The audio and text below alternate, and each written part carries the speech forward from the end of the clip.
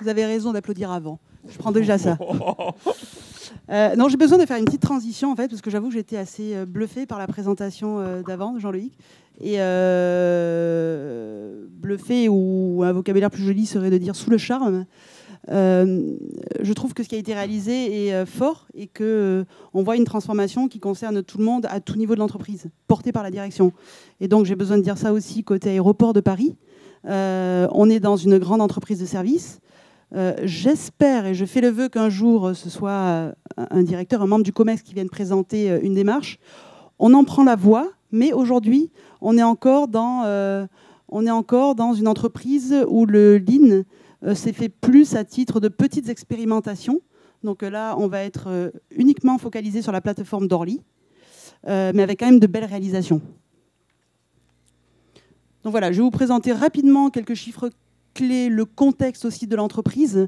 On fera un focus sur le projet et le plus important étant de savoir aussi qu'est-ce qui fonctionne, qu'est-ce qui est plus compliqué, qu'est-ce que la démarche a pu apporter et qu'est-ce qu'on fera mieux la prochaine fois. Donc déjà, on appartient à un groupe. On est le groupe Aéroport de Paris. Vous avez ici le trafic. En fait, on parle d'aéroport de Paris. On a Paris Aéroport qui va être l'aéroport de Roissy et l'aéroport d'Orly, avec également le Bourget qui est de l'aviation d'affaires. Mais on a également dans le groupe des participations dans 25 aéroports. Et donc, si on prend la totalité de ces aéroports au prorata des parts que l'on a dans ces aéroports, plus Roissy-Orly, on est le premier groupe aéroportuaire en termes de nombre de passagers. On va s'intéresser à un aéroport qui est un petit peu plus humain, à taille plus humaine. Donc, on va se focaliser sur l'aéroport d'Orly. Une des forces d'Orly, justement, c'est d'être à proximité de la ville. C'est l'aéroport francilien. On est allez, on a écrit 15 minutes en voiture. C'est pas tout à fait vrai. 5 heures du matin. Je l'ai vérifié toute la semaine. Ça marche. Et par contre, à 10 km de Paris. Mais par contre, en termes de proximité, on a une belle évolution parce qu'on va avoir le prolongement de la ligne 14. Donc là, on sera effectivement à 15 minutes de Paris. On a aussi la ligne TGV qui arrive en 2030. Voilà. Et quelques mots juste sur Orly, que vous ayez une vision. On a un panel de 150 destinations, la moitié étant des destinations plus européennes, France et européennes. Et on fait bien entendu, on couvre aussi l'international, notamment les Dom-Tom et l'Afrique. C'est aussi un bassin d'emploi, c'est important à dire, un bassin d'emploi très important. On a 250 entreprises qui travaillent sur la plateforme et ça représente 30 000 emplois directs, 85 000 indirects. Donc voilà. L'aéroport a une importance aussi dans toute la communauté, dans toute cette partie de l'Île-de-France. Alors, un petit mot sur la stratégie, mais je l'ai dit quelque part en introduction. Le Lean aujourd'hui n'est pas une stratégie d'entreprise. Pour autant, ce que l'on décline dans notre stratégie, c'est que, je ne sais pas si on a... Voilà, c'est qu'on souhaite diffuser une culture de l'excellence opérationnelle. Et qu'on se mobilise sur des sujets à fort enjeu de satisfaction client, notamment la ponctualité. C'est cette thématique qu'on va développer. Donc, un petit point sur l'importance de la ponctualité, parce qu'on a du mal à s'en rendre compte. Déjà, la ponctualité, c'est la première attente quand on va prendre l'avion. C'est une attente pour les passagers. C'est un point crucial pour les compagnies aériennes. On évalue à peu près 1 minute de retard, c'est entre 80 et 100 €.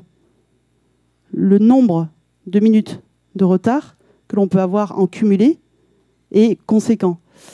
Et un point majeur aussi, c'est que malheureusement, les choses ne vont pas s'arrangeant.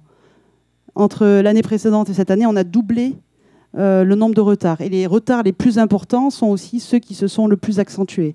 Donc, quelques chiffres en termes de coûts. Coût des retards en Europe, 25,6 millions de minutes de retard, fois 80 ou 100 pour voir le coût pour les compagnies.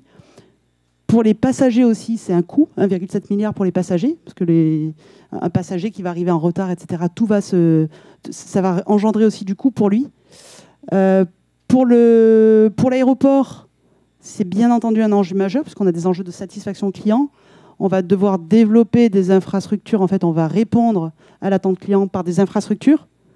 puisqu'on va s'étendre, alors que si on est mieux organisé avec un trafic fluide, bien entendu, on opère sur quelque chose, sur un domaine beaucoup plus restreint. Voilà, donc enjeu majeur qu'est la ponctualité. Parmi les causes de retard très génériques, elles sont multiples. On a premièrement tout ce qui est réaction en chaîne, c'est-à-dire qu'on n'a pas la main sur tout en fait. Un avion qui va partir en retard de l'escale de provenance, forcément va engendrer un retard à l'arrivée, qui va décaler toute la suite des avions. Voilà, effet boule de neige, réaction en chaîne. Je me rends compte que j'ai involontairement oublié de mettre l'aéroport en termes de cause de retard. On y est aussi, un petit peu. De par la non-disponibilité de postes de stationnement, de par des infrastructures qui sont encombrées, engorgées. On a bien entendu les compagnies, hein. Problématique de maintenance, problématique, on va voir ça plus en détail. La météo est un facteur très important. Pour autant, on a la main dessus. On a la main parce qu'on peut s'organiser aussi pour s'arranger et puis faire des routes en adéquation en tout cas avec ce qui se passe dans le ciel. On a le facteur majeur, et vive les Français, ce sont les grèves. Et notamment, vous avez tous entendu parler des grèves d'Air France, mais je pense que les plus impactantes, ce sont les grèves du contrôleur aérien. Donc ça a engendré énormément de retard. Donc on a la tour de contrôle, et puis on a tout ce qui est trafic en route. Il faut savoir que quand on est en avion, en fait, tout le ciel européen, enfin le ciel en général, hein, est divisé en un certain nombre de secteurs. On a certains secteurs en France qui sont très, très, très encombrés, notamment aux alentours de Marseille. Donc on peut très bien avoir fait tout ce qu'il faut, être prêt à partir. Pour autant, on va être régulé par la navigation aérienne, c'est-à-dire qu'on va nous demander de décaler notre départ. On n'a pas la main sur tout. Et en plus, pour le passager, qui est représenté en rouge, pour le passager, mécontentement, bien entendu, et comme il faut toujours des fautifs, c'est souvent la faute de l'aéroport dans la tête du passager. En fait, il faut qu'on joue ce rôle d'intégrateur de service. En fait, c'est crucial. Aux yeux du passager, on est responsable. Et de toute manière, gagnant-gagnant, on a à travailler ces sujets qui intéressent tout le monde. Voilà, je rentre un petit peu plus en détail dans le projet. Donc, on a un projet qui est relativement restreint en termes de périmètre. On a fait le choix de travailler avec une petite compagnie.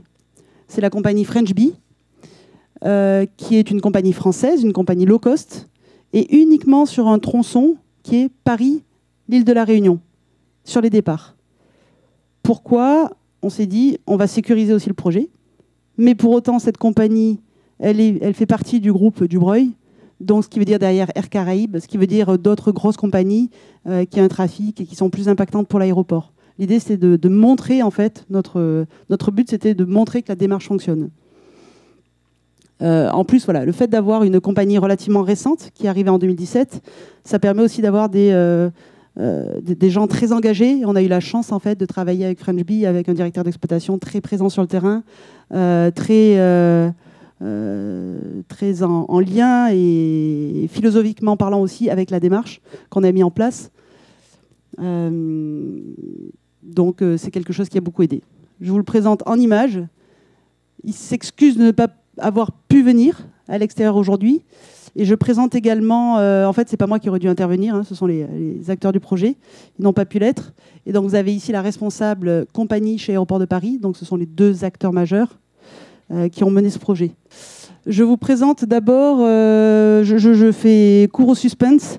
Vous avez ici l'évolution de la ponctualité. Donc on a les années.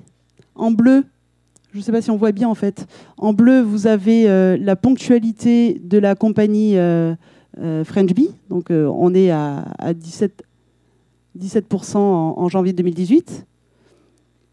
Et en vert, on a, pour se comparer, la ponctualité de tout l'international d'Orly. Donc ça permet d'avoir une comparaison assez juste. Ce qu'on voit, c'est, mon côté positif, c'est qu'on voit quand même une tendance vraiment à la hausse. On explique en fait ce creux l'été dernier, parce qu'on a eu cette problématique de grève, de nombreuses grèves avec les Gilets jaunes. Donc ça, on ne peut rien y faire.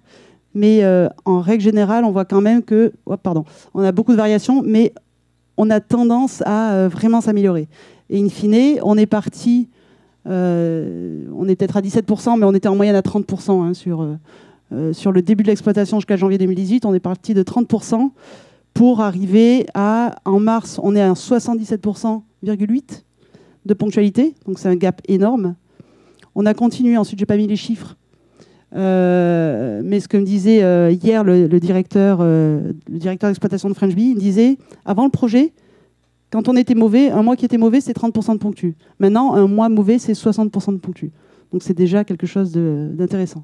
Et on voit surtout qu'à partir du moment où on a mis des actions assez emblématiques en place, on voit qu'il y a qu'on double, en fait, qu'on dépasse le trafic international d'Orly et qu'on continue ensuite en creusant l'écart. Donc le trafic d'Orly continuant quand même, enfin la ponctualité d'Orly continue à augmenter, donc c'est quand même quelque chose de positif. Voilà. Un premier point assez phare, qui a vraiment contribué aussi à la bonne réalisation du projet, ce que je disais tout à l'heure, c'est qu'on est intégrateur de services. On voit ici chaque acteur du projet. Donc on a l'aéroport, la compagnie, l'assistant de la compagnie. Déjà, nous, on n'a plus de relation contractuelle avec l'assistant. À côté, c'est l'assistant de la compagnie, ce qui veut dire qu'on s'en éloigne encore plus et que la compagnie n'a pas de lien contractuel avec eux, etc., etc., etc. En fait, on a une douzaine d'acteurs. Un avion qui doit partir, ça sous-entend du catering, du fuel, de la maintenance, du fret, le chargement des bagages, etc., toutes les opérations. Donc, c'est relativement... et tout le monde a un jeu à jouer. Un maillon là-dedans qui ne va pas, bah, ça ne fonctionne pas. Donc ça, c'est vraiment l'ensemble des acteurs indispensables et qui contribuent au départ à l'heure d'un avion. Donc le point plutôt, ce qui a beaucoup aidé aussi au départ à démarrer cette démarche, c'est qu'on a pris chacun de ces acteurs individuellement et on les a questionnés sur quelles sont les entreprises, quels sont les partenaires avec lesquels vous avez le plus de liens et surtout quelles sont vos problématiques. Qu'est-ce que vous aimeriez, en fait, qu'est-ce que vous aimeriez voir au travers de ce projet? Si vous aviez une baguette magique, qu'est-ce que vous aimeriez ne plus voir ou voir différemment? Et donc, on a répertorié l'ensemble de ces problématiques ci-dessous. Voilà. On les a résumées en quelques engagements. On peut dire que, en fait, qu'est-ce qu'on a gagné, qu'est-ce qu'on n'a pas gagné par rapport à ces engagements? On s'était engagé à gagner 40 points de ponctualité de façon pérenne, pérenne étant un terme plus qu'important. Aujourd'hui, on les a gagnés. Par contre, ce n'est pas encore quelque chose... La démarche, elle n'est pas encore ancrée, elle n'est pas encore solide. Et ça, on en a tous conscience. Donc, on a encore un travail à faire pour ancrer cette démarche. On en parlera tout à l'heure. Il y avait un enjeu de compétitivité et de maîtrise opérationnelle de la part des assistants. Et donc, ça, oui, totalement. Les assistants d'assistants, etc. Tout le monde est engagé dans cette démarche. Tout le monde se sent engagé à refondu des process. Donc, on a réussi ce point-là. On avait un besoin d'optimiser le stationnement des avions. Donc ça, in fine, ça a beaucoup apporté. On arrive maintenant à un taux de contact régulier de 80%, ce qui est bon. Hein. On n'a même pas besoin d'avoir un 100% taux de contact. Un 80%, c'est très bon. Donc on a réussi à gagner là-dessus. La satisfaction client, forcément, elle a évolué puisque la première attente du client, c'est de partir à l'heure. On s'est rendu compte au travers d'enquêtes qu'il y a encore on a encore quelques leviers sur lesquels on a la main au niveau de la satisfaction des clients. Après, j'ai été assez dur dans la notation. Fédérer les équipes autour d'un objectif commun, oui, on l'a eu. Par contre, toute la partie on s'était engagé aussi à travailler sur le bien-être, la montée en compétences des équipes, et c'est ce qui va faire qu'in fine, la démarche est pérenne. J'aurais aimé mettre une croix au milieu. Pour l'instant, on n'y est pas. On a eu énormément de difficultés à avoir les équipes terrain mobilisées. Pas parce que les équipes terrain ne voulaient pas, mais parce qu'on est dans un domaine qui est l'exploitation, et que priorité à l'exploitation, et que, bien entendu, les personnes sont plutôt contraintes avec des horaires très tendus et doivent sauter, entre guillemets, d'un vol à un autre. Et donc, on n'arrive pas à avoir beaucoup d'opérationnels avec nous dans les groupes de travail. Ça a été beaucoup plus simple, on l'a fait avec les acteurs de l'aéroport. Et ensuite, une cartographie process départ et création d'ABAC factuels. Les ABAC, on est en train de on a prévu de les formaliser, et la cartographie, en fait, la cartographie, elle est quand même faite. Hein. Donc, je vais vous montrer un deuxième point assez important. En fait, ce que ça représente, c'est la chronologie complète des opérations avant le départ du vol. On commence à H-4, c'est-à-dire 4 heures avant le départ du vol, et on va jusqu'à 5 minutes, on retire les passerelles, fermeture des portes-cabines, et hop, après on s'envole, on décolle. Donc, dans les premières actions également, on a rencontré les 12 opérateurs, on a fait la chronologie des départs-vols pour les 12 opérateurs, on a mis tout ça en commun. Et donc, première réunion du comité de pilotage avec ces 12 personnes, il y a eu un espèce d'effet waouh en se disant « Bah oui, mais si chacun fait bien son boulot, eh ben, mi-taboule, l'avion ne partira pas à l'heure. » Donc, on s'est rendu compte que l'enchaînement des actions de chaque opérateur était certes coordonné, mais pas de façon optimale. Et donc, on a dû changer, inverser des opérations, le catering avec le nettoyage, etc. On a dû décaler aussi au niveau du process certaines opérations. Donc on a créé une nouvelle chronologie qui rassemble en fait l'ensemble des opérateurs. Voilà, ça c'était un point relativement important et qui a permis aussi à tout le comité de direction de se dire il y a vraiment quelque chose à gagner. Pour autant, ça n'a pas suffi. Et on a demandé, je me souviens, ça m'avait assez marqué, lors de cette première réunion, il y a déjà eu des demandes on a besoin d'avancer et d'avoir des sujets concrets. Donc, commencer à faire, on n'a pas tellement le temps pour se poser et se dire, OK, on va creuser, on va analyser pourquoi tel retard, qu'est-ce qui se passe concrètement. On a besoin de produire. On a une attente de la part de nos directeurs de produire. Donc, on a commencé avec des quick wins en parallèle de la démarche. Voilà, donc on a identifié rapidement quelques points qui étaient clés aussi pour faire en sorte que tout le monde adhère et qui étaient aussi nécessaires de toute manière au projet. Après, on s'est focalisé donc en parallèle sur l'analyse de ces retards. Et donc, dans notre façon de travailler, on va s'intéresser à ce qu'on appelle ici les DL. C'est les retards, en fait. C'est les causes de retard qui sont numérotées et qui correspondent à certaines causes. Donc, là, deuxième gros apprentissage pour l'ensemble des acteurs et puis pour nous-mêmes aussi, c'est qu'on avait beaucoup de mesures. Donc, on a classifié tous ces retards. Et en fait, on s'est rendu compte que la réalité, on l'a fait en parallèle, on a fait des observations de terrain. On s'est dit, c'est bizarre. Ce qu'on voit sur le graphique, les causes de retard les plus importantes, ce n'est pas forcément celles qu'on voit sur le terrain. Donc, on a fait un énorme travail de présence sur le terrain, d'analyse des comptes rendus faits par les opérateurs. Et on s'est rendu compte que les vraies causes de retard qui apparaissent ici n'étaient pas forcément celles qui étaient identifiées et donc celles sur lesquelles les équipes, logiquement, travaillent. Donc, l'importance du terrain, ce qui m'a frappé aussi, c'est de se dire que on a tous des certitudes, et tous, hein, enfin tous, peut-être surtout moi. Et en fait, le fait de voir sur le terrain, on va apprendre des choses totalement différentes. Donc c'est une remise en question incessante. Donc là, on a compris qu'un tiers des retards étaient liés à des problématiques passagers. Et sur ces un tiers, 23% étaient liés aux passagers manquants et à la recherche bagages. Vous ne pouvez pas, en fait, un avion ne peut pas décoller si le bagage est à bord de l'avion, mais que le passager manque au départ. Et sur le vol French Bee Paris-La Réunion, c'était quelque chose, ça l'est toujours, mais beaucoup moins, de récurrent, vraiment récurrent. Et donc, ce qui s'est passé, donc il y a eu une forte campagne de communication. Il a fallu quand même creuser un petit peu plus, parce que là aussi, on a encore des idées assez arrêtées. On s'est dit, pourquoi est-ce que les passagers sont en retard? Il y a une question de typologie passager. Il y a également de belles boutiques chez Aéroport de Paris, avec des prix intéressants. Et donc, on s'est dit, les passagers, ils sont dans les boutiques, et ils prennent le temps. Et en creusant, en allant sur le terrain, en faisant des études, en faisant des enquêtes, en questionnant, on s'est rendu compte que non, les passagers n'étaient pas forcément en train de faire les boutiques en long, en large et en travers, mais ils n'avaient pas cette compréhension de ce qui, pour nous, est très simple, de ce départ à H-30, qui ne veut rien dire d'ailleurs. Donc ils se retrouvaient en porte, ils arrivaient en porte très naturellement. Et puis voilà, on leur indiquait que le vol était parti, que c'était trop tard. Et ça, on en a eu un certain nombre.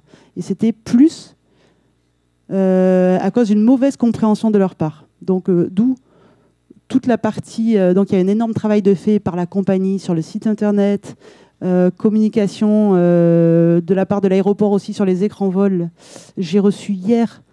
on ne se rend pas compte de la difficulté de faire avancer ce type de choses, mais je n'ai pas pu le projeter parce que je l'ai reçu hier, la CAB, donc la carte d'embarquement, la nouvelle carte d'embarquement de French Bee, dans laquelle on n'a plus le focus sur l'heure de départ, parce qu'in fine on s'en fiche, mais en fait ça représente un mini chronogramme qui montre l'ouverture des portes et la fermeture des portes, avec une belle explication de « attention, là, la porte est fermée, vous ne partez plus ».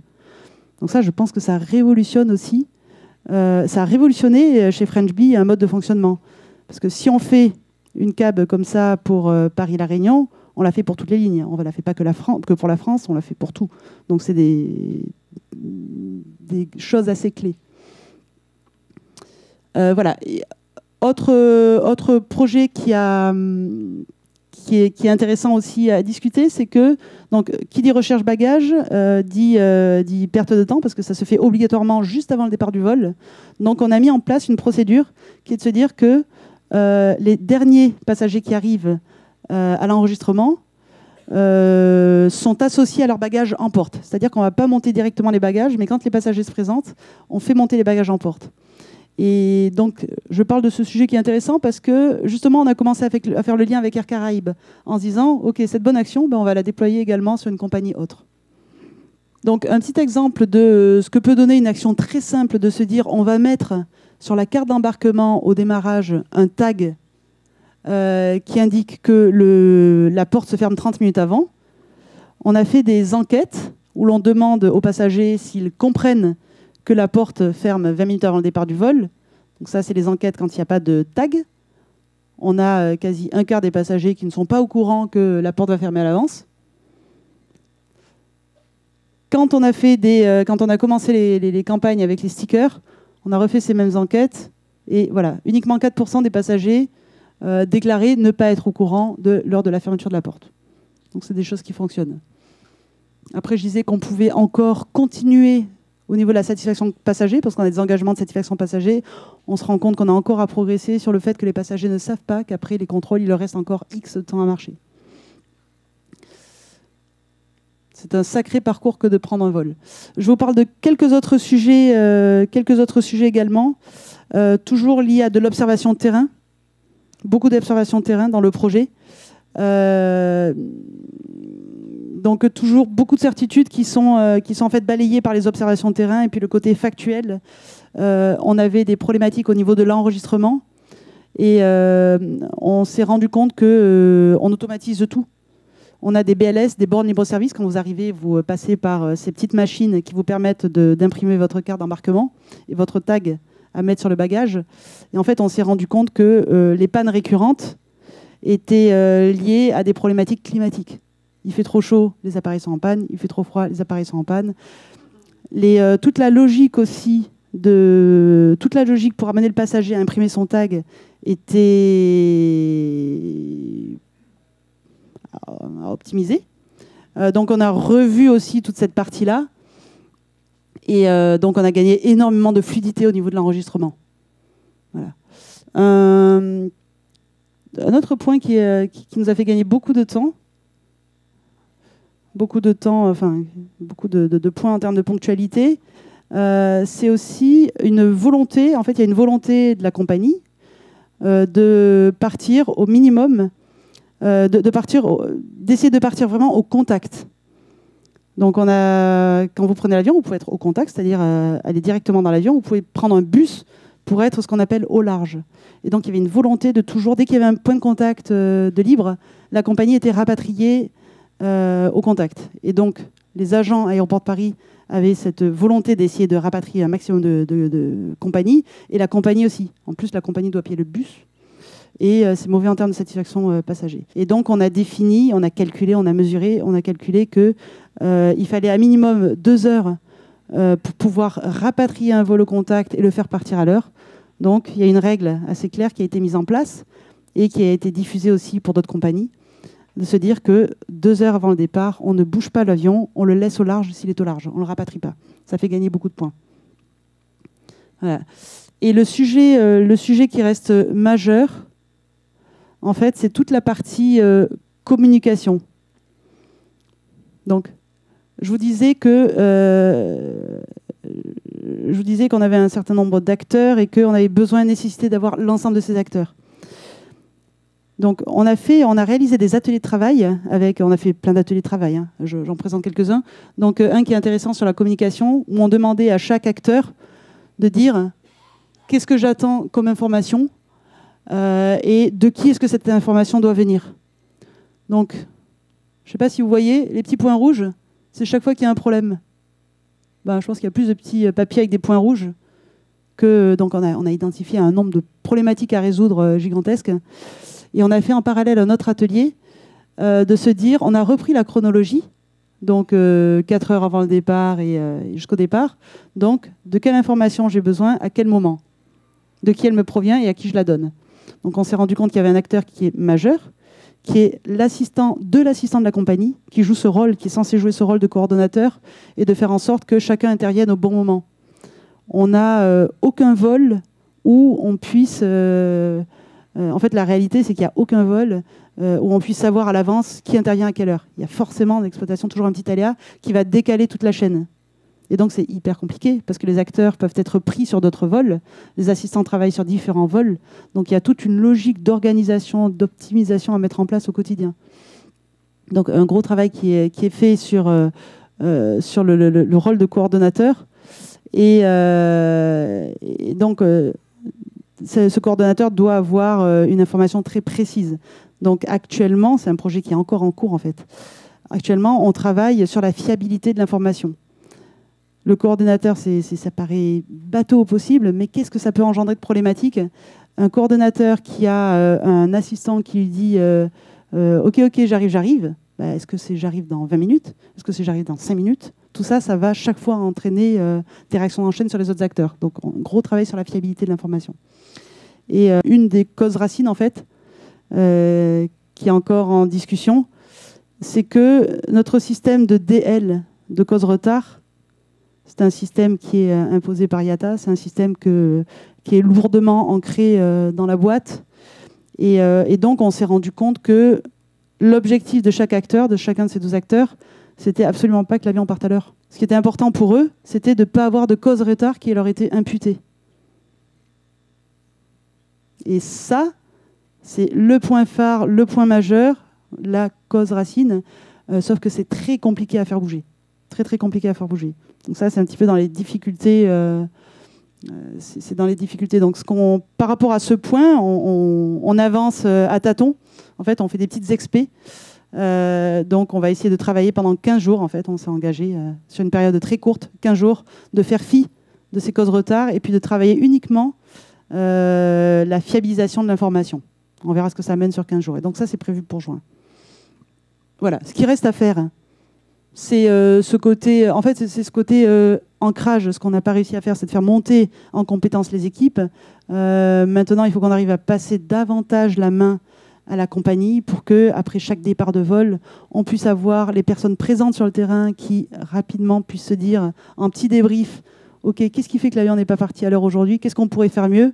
Les problématiques un petit peu plus phares, plus majeures, on les remonte un temps au-dessus. Enfin, de mettre en place le système d'amélioration continue. Donc ça, c'est quelque chose qui est dans la volonté de la compagnie. Ils le veulent, ils sont conscients que c'est nécessaire. Et c'est là où je dis qu'on n'est pas parfait, c'est qu'ils ont énormément de difficultés à le faire parce qu'il y a beaucoup de vols, de plus en plus de vols, et que les opérationnels jonglent d'un avion à l'autre.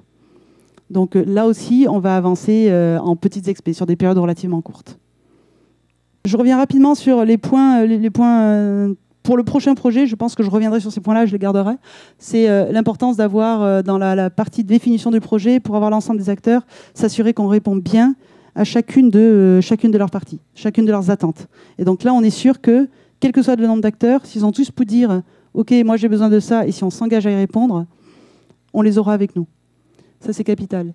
Le côté Le côté très factuel de la mesure, on a tous nos idées reçues. Et c'est pas si évident, hein. Quand on se retrouve en comité de pilotage et qu'on a des directeurs qui nous disent non, mais attends, stop, et qui sont tous d'accord sur le fait que la cause de retard, c'est ça. Et la cause de retard, c'était le fait qu'à l'aéroport, eh bien, quand on passe la sûreté, ça nous met en retard. Et vous l'avez vu à la télé, hein, sûrement. On a fait la une l'été dernier. Donc le passage sûreté peut prendre énormément de temps. C'était pour eux la cause majeure, donc c'est toujours la faute de quelqu'un d'autre. Eh bien non, c'est pas ça. Il faut mesurer, il faut être sur le terrain, et tant qu'on n'a pas ramené du factuel, on a du mal à faire adhérer. Donc l'importance de la mesure.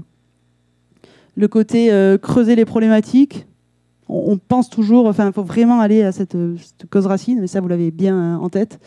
Il est capital de voir communiquer sur des actions qui sont un peu phares et qui vont intéresser les équipes, qui vont parler aux équipes et qui vont permettre de faire des petits gaps en termes de ponctus. Et bien entendu, l'amélioration continue, en fait, le Kaizen porté au quotidien par la compagnie.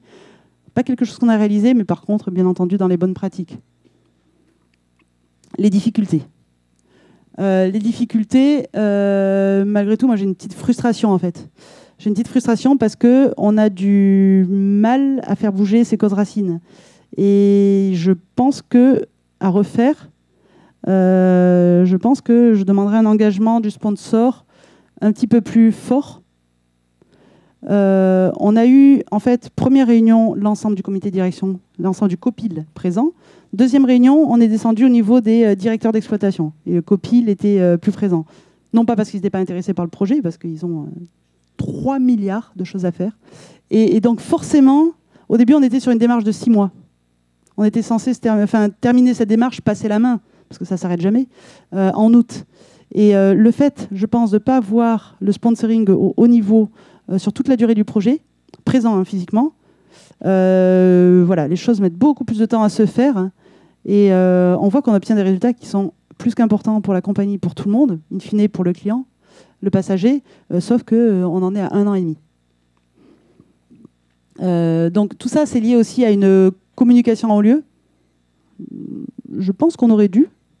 Donc en comité de direction de l'aéroport, présenter les avancées de ce projet, les difficultés, qu'est-ce qu'on amène, qu'est-ce qu'on réussit, et essayer d'amener aussi toute cette, ça rejoint le point précédent, hein, cette direction à nous suivre.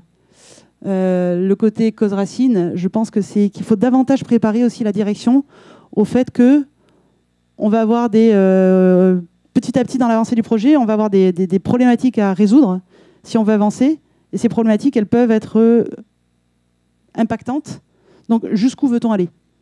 Jusqu'où veut-on aller, et presque un engagement à se dire ok, on arrête de contourner ces problématiques, on les affronte, on fait modifier les choses, on avance de façon un petit peu plus ferme par rapport à ça. Ne pas forcer une démarche. Ne pas forcer une démarche, on a toujours envie de convaincre parce qu'on sait que ça va marcher. Sauf que chez nous, on a ça s'entend, hein, priorité exploitation. Moi, je me suis battue pour les opérationnels, à rappeler la compagnie en permanence. Et ça ne sert à rien, en fait. Ça sert à rien. Donc, il faut qu'on fasse avec ce qu'on a. On a défini un certain cadre de travail, des engagements. Tous ne sont pas respectés. Pour autant, il faut réussir à avancer avec ça et pas forcer les choses. Je pense que ça ne sert à rien de convaincre. Voilà, vivre le terrain avec le terrain, mais ceci dit, on l'a quand même beaucoup fait. Et surtout, un point un peu majeur, c'est ce côté qui aurait peut-être davantage intéressé aussi le comité de direction, c'est le côté valorisation du projet. Si vous vous souvenez, 1 minute de retard pour la compagnie, entre 80 et 100 euros. Pour French Bee, pour une petite ligne Paris-La Réunion, ils ont 10 vols. Ils ont, depuis le début de l'exploitation, ils ont 1 demi-million de passagers. Rien que sur l'année 2018, ils ont perdu, à cause des retards, pas loin d'1 million d'euros. Ce qu'on montre, c'est que sur les 4 premiers mois de l'année, on a fait gagner à peu près 300 000 euros. Donc c'est pas énorme, mais on met ça sur des compagnies un petit peu plus impactantes, sur des trafics plus musclés. Voilà, la transformation financière, elle est quand même intéressante. Voilà. Génial. Je vous Merci. promets pas... non. C'est fascinant.